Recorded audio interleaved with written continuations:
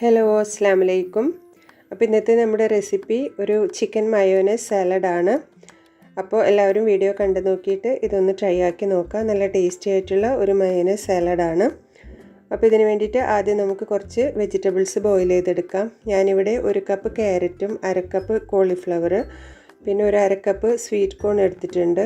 ഇതിലേക്ക് ഒരു 1/2 cup green peas raw green പീസാണ്. ഇനി ഇതിലേക്ക് ഒരു 1/2 ടീസ്പൂൺ ഉപ്പും കുറച്ച് വെള്ളം ഒഴിച്ചു കൊടുത്തിട്ട് നമുക്കിതൊന്ന് വേവിച്ചെടുക്കാം.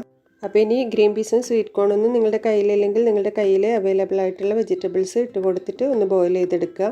ഇനി മയനൈസിന് വേണ്ടി മിക്സിയിലേക്ക് ഞാനൊരു എഗ്ഗും അതിലേക്കൊരു 4 വെളുത്തുള്ളി പിന്നെ ഒരു 1/4 ടീസ്പൂൺ ഉപ്പിട്ട് കൊടുത്തിട്ടുണ്ട്. 1 ടീസ്പൂൺ കുരുമുളക് പൊടിച്ചതും 1 ടേബിൾ സ്പൂൺ വിനെഗർ ഒഴിച്ചു കൊടുക്കാം.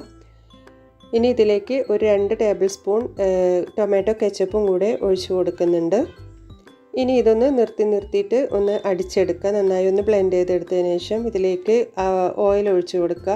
അപ്പോൾ ഞാനിവിടെ ടോട്ടലായിട്ട് 1/2 കപ്പ് ഓയിലാണ് എടുത്തിട്ടുള്ളത്. അതൊരു 3 പ്രാവശ്യമായിട്ട് ഒഴിച്ചു കൊടുത്തിട്ട് നമുക്ക് ഈ മയനൈസ് ഒന്ന് റെഡിയാക്കി എടുക്കാം.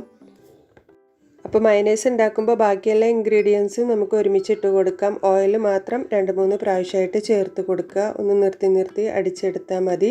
പിന്നെ മയനൈസ് ഉണ്ടാക്കുമ്പോൾ ഒരുപാട് ക്വാണ്ടിറ്റി ഉണ്ടാക്കി വെക്കരുത്. അപ്പോൾ ആവശ്യത്തിനുള്ള മയനൈസ് മാത്രം ഉണ്ടാക്കിയെടുത്താൽ മതി. ഇനി വേവിച്ച് വെച്ചിരിക്കുന്ന വെജിറ്റബിൾസ് ഒരു ബൗളിലേക്ക് ഇട്ട് കൊടുക്കാം. ഇതിലേക്ക് ഇനി 1 കപ്പ് കുക്കുംബറും ഒരു 1/2 കപ്പ് തക്കാളി 1/2 കപ്പ് കാബേജ് ഒരു 1/2 കപ്പ് ക്യാപ്സിക്കം.